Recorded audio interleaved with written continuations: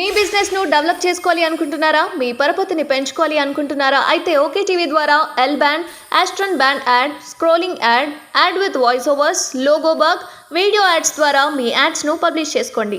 సంప్రదించవలసిన phone number 8520917933.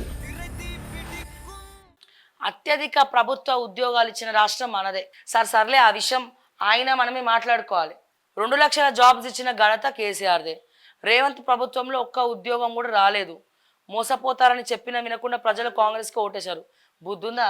ఈయనకేమైనా బుద్ధుందా అంటున్నా. పేపర్ లీకేజ్ చేసిందే మీ తిరుపతి అంటున్నారు బయట. తిరుపతి సొంత ఊర్లోనే 100 మంది ఎట్లా పాస్ అయినరు సేమ్ మార్క్స్ తోటన్న డౌట్ నాకే కాదు, చాలా మందికి ఉంది. ఇక పోతే హైకోర్టులో దాని మీద కేసులు నడుస్తూ ఉన్నాయి. దేని గురించి? సోకాల్డ్ ఒక ఏసీపీ ఫస్ట్ ర్యాంక్ వచ్చిందని చెప్పి ఒకళ్ళ దగ్గర ₹1,00,00,000, ఇంకో దగ్గర ₹1,00,00,000, ఇక సెకండ్ థర్డ్ ర్యాంక్ కావాలంటే 50 లక్షలకు అమ్ముకున్న ఘనత ఎవరో. ఇవన్నీ మాట్లాడితే మిస్టర్ కేటీఆర్ ఎందుకయ్యా అనవసరంగా ఇంకా ప్రజలే తప్పు చేసిరని అంటున్నావు చూడు, నీకు శతకోటి నమస్కారాలు. ఇంకా ప్రజలే తప్పు చేసిరు కాంగ్రెస్ కోటేసి చెప్పినా ఏం లేదట. మరి నువ్వు చెప్తే విన్నావు. పేపర్ లీకేజ్ వద్దు వద్దు వద్దు, ఉద్యోగాలు అంటే మీరేమైనా విన్నారా? మీరేమో ప్రజల మాట వినరు, కానీ ప్రజలు మాత్రం మీరు చెప్తే వెంటనే వినాలంట. ఎస్ బాస్, కరెక్టే బాస్, మేము మిమ్మల్ని నమ్ముతాం బాస్ అని చెప్పి. ఇంకా పెద్ద జోక్ ఆఫ్ ద ఇయర్ ఏంటంటే ఇంకా పక్కన అతనే పెట్టుకొని తిరుగుతున్నావు. రేవంత్ ప్రభుత్వంలో ఒక్క ఉద్యోగం కూడా రాలే. మోసపోతారని చెప్పినా వినకుండా ప్రజలు రేవంత్ ప్రభుత్వంలో ఒక్క ఉద్యోగం కూడా రాలేదు. అందుకే మేము అందరం క్వశ్చన్ చేస్తున్నాం. 6 నెలల్లో 2,67,317 ఉద్యోగాలు ఉన్నాయి. మరి వాటన్నిటికీ నోటిఫికేషన్ ఎప్పుడు రిలీజ్ చేస్తారని అడుగుతున్నాం. 10 ఏళ్లలో 2 లక్షల ఉద్యోగాలు ఇచ్చినాయి అన్నావు. ఎవరికి ఇచ్చినావు? మహారాష్ట్రలో కండువాలు కప్పుకున్నోళ్ళక? ఎవరికి ఇచ్చిండ్రు మీరు ఉద్యోగాలు? ఒక్కరిని చూపివా ప్లీజ్, రిక్వెస్ట్ చేస్తా ఉన్నా నేను. ఒక 10 మందిని చూపిపోయి, ఒక 100 మందిని గవర్నమెంట్ ఉద్యోగాలని వీళ్ళకి ఇచ్చినామని చెప్పి చూపియండి. ఎవరికి ఇచ్చారు చెప్పాలా మీకు ఉద్యోగాలు? రిటైర్ అయిన వాళ్ళకి ఇచ్చిర్రు, రిటైర్ అయిన వాళ్ళకి ఇచ్చిర్రు ఉద్యోగాలు. అవును, మొన్నటి వరకు బోయినపల్లి వినోద్ కుమార్ షుట్టం ఎవరో 2 లక్షల జీతం తీసుకుంటుంది కరెంటు డిపార్ట్మెంట్లా.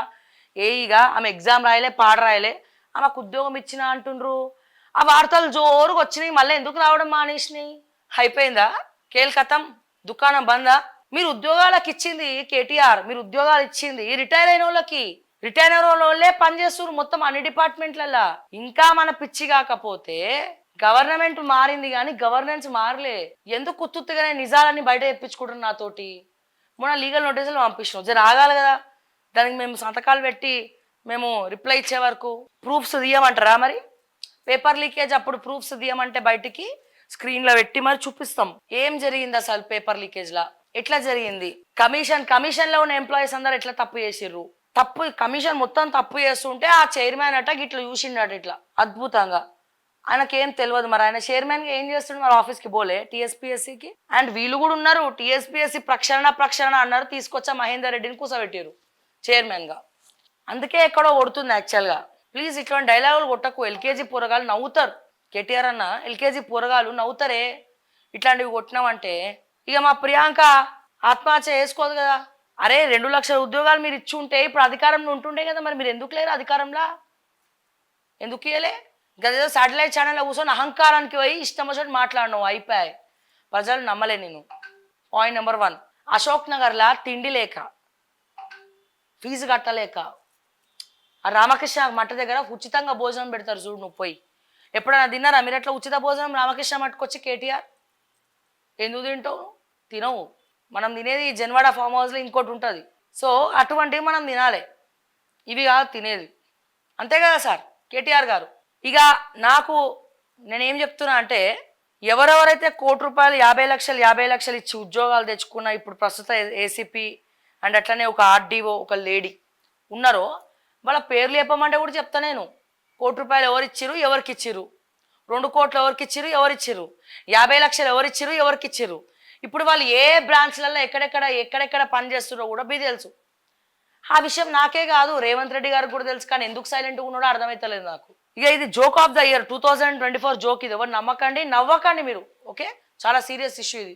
మోసపోతారని చెప్పినా వినకుండా ప్రజలు కాంగ్రెస్కు ఓటేశారు. 56 కేసులు ఉన్న వ్యక్తిని గెలిపిస్తారా? గోల్డ్ మెడలిస్టుని గెలిపిస్తారా? పట్టభద్రుల ఎమ్మెల్సీ ఎన్నికల ప్రచారంలో కేటీఆర్. ఇగో మా రాకేష్ రెడ్డి అన్న అయితే మంచోడే, మేము కాదనం. బీజేపీలా కొంచెం స్పోక్స్ పర్సన్ ఉన్నాడు, మంచిగా చదువుకున్నాడు. కానీ ఆల్రెడీ పట్టభద్రుల ఎమ్మెల్సీ ఎవరిని గెలిపియాలో ఫిక్స్ అయిపోయారు ప్రజలు, పబ్లిక్. మా బక్కా జడ్సన్ అన్నకే ఓట్లేస్తామని చెప్తున్నారు ఆల్రెడీ. ఇక నువ్వు ఎన్ని ఇట్లాంటి డైలాగులు చెప్పినా ఎవరు నమ్మరు. మళ్ళీ బీఆర్ఎస్కి తీసుకొచ్చి పట్టభద్రుల గెలిపియండి అంటే. ఆ పల్లా రాజేశ్వరరెడ్డి ఏమో పలున పైసలు ఖర్చు పెట్టిండు.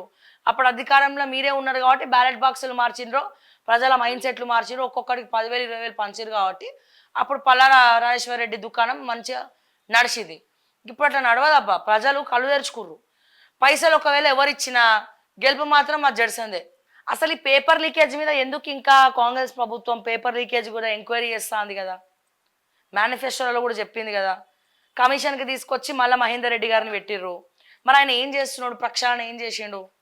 గత చైర్మన్కి తెలియకుండా స్టాఫ్ మొత్తం ఈ పని చేసిరట. ఎక్కడో అమెరికాల దాకా కూడా పేపర్లు పోయినాయి. ఈ పాత ముచ్చటలని మాట్లాడితే మళ్ళీ కలువులో ఉన్న ఎలుకలన్నీ బయటకు వస్తే మళ్ళీ ప్రాబ్లం ఎవరికైతుంది? అందుకే ఈ అహంకార మాటలు మానేసి ఎస్ తప్పయింది, మూడోసారి గెలుచుంటే ఒకవేళ ఇచ్చేటోళ్ళమేమో ఉద్యోగాలు, కానీ ఓడిపోయినాం కాబట్టి ఏం చేయలేము. ప్రజలారా, మీరు ఓడిపోవడానికి కారణమే నిరుద్యోగులు.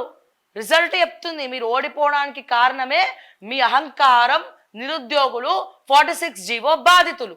ఈ 1%, 1.79% మొత్తం వాళ్ళే తెలంగాణ రాష్ట్ర వ్యాప్తంగా. గది తెలిసి కూడా మళ్ళా ఏం కవరింగ్. ఇక సర్లే, మీరు అట్లనే అంటారు, నేను ఇట్లనే అంటా. ఇక ఇన్ని రోజులు ఇట్లా తిట్టుకుంటాం.